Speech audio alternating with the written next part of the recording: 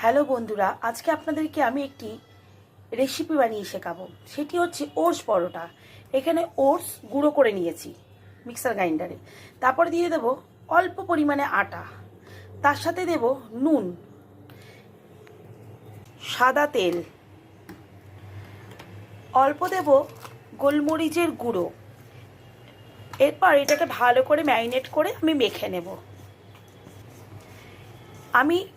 আমার কিছু নেই বলে জাস্ট এরকম করছি। এটা পেঁয়াজ সবজি দিয়েও হয়, এর মধ্যে সবজি দিতে পারেন, গাজর, ধনেপাতা, পেঁয়াজ কুচি, কিন্তু আমার কাছে নেই বলে আমি দিলাম।